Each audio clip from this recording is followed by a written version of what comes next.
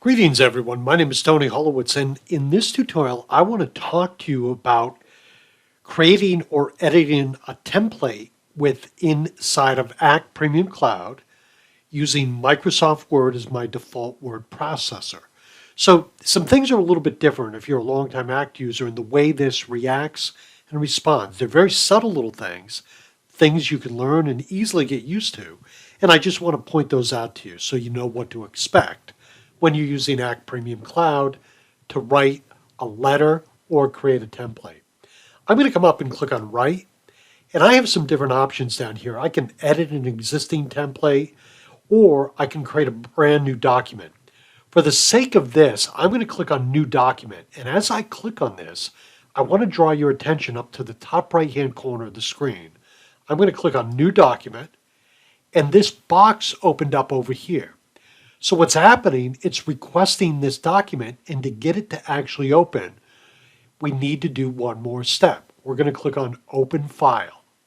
Next, Microsoft Word is going to open, being prompted by Act, and we have a brand new blank document. Now at this point, I could put anything in this document I wanted to, but I want to draw your attention up top where we have a tab that says Act. And when I come inside that tab, I have some options over here on the left-hand side. What I think you'll be most interested in is the fact that I can add fields from Act to my template.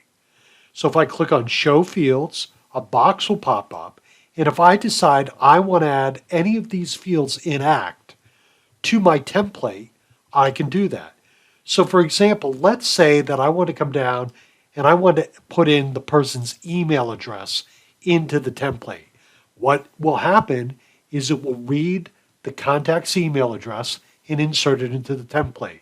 So I'm going to click Add, and now you'll see it's got the word e-mail in brackets, or not brackets, but I'm actually not even sure what you'd call them, but sort of inverted letter V's. Having said that, let's say I also want their first name in there. I can click on Add and put in the first name. I can move these things around. The reason this is great is because of the simple fact that when you come in and you want to save this, or create this, I should say, you can add information that is pulled from the Act database. So if you have fields in Act, you can pull it right into the template. And when you go to write that template, it's going to pull that information regardless of whether you're sending this email to one person, or I said email, or creating a document from a template to one person or to multiple people. It will take all their information from each contact and fill it in for you. And probably the best way to see that in action is to go to one of the standard templates in Act that comes with Act when you're using the program. When you've purchased a program, they've already put some templates in there. But this is how you can add fields. Also from here, if you have a document, you can attach it to Act, a contact in Act. You can record a history. You can send this document as an email right now, or you can print and record it. So you have some options. But that's it. It's pretty straightforward and pretty easy to work with. Thank you, everyone. My name is Tony Holowitz. If you have any questions, don't hesitate to reach out to me. Thank you. Be well.